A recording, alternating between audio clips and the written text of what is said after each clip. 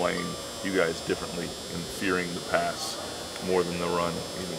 I really don't know how to answer that. I mean, maybe they could, maybe they don't. But Jacksonville State, coming from, or when the guy was at, their defensive coordinator was at Fordham, I mean, they jammed 8, 9 in the box, so we knew that going in.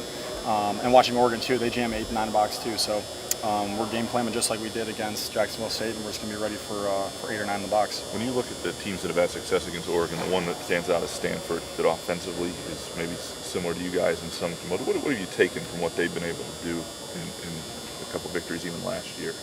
Yeah, they were able to run the ball, and I feel like teams that have success against Oregon, teams that come close to beating them or actually do beat them, run the ball fairly well. So, Stanford, they're the smash mouth mentality football kind of team like we are.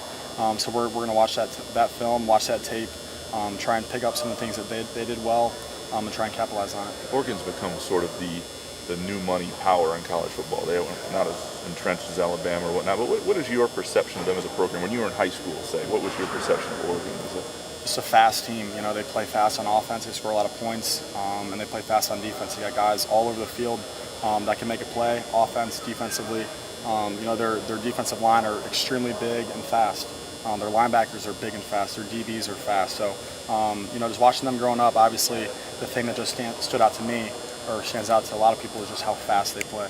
With the national image of Oregon, do you feel that you're carrying the flag for the Big Ten as well as MSU? Yeah, for sure. Obviously you want to do well for your conference. You want to put your conference on the map.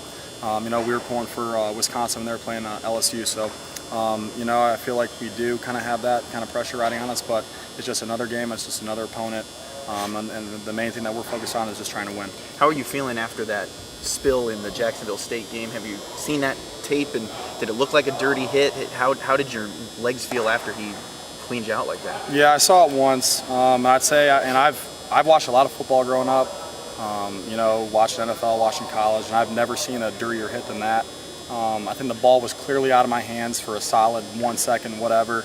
The guy closed in on me for another 5 yards, purposely, intentionally dove at my knee. So yeah, it was a very dirty hit. I wasn't too happy about it, but I'm just fortunate that it wasn't worse than what it was. Did it go through your mind at the moment, like, my season could be over? Did it feel like that?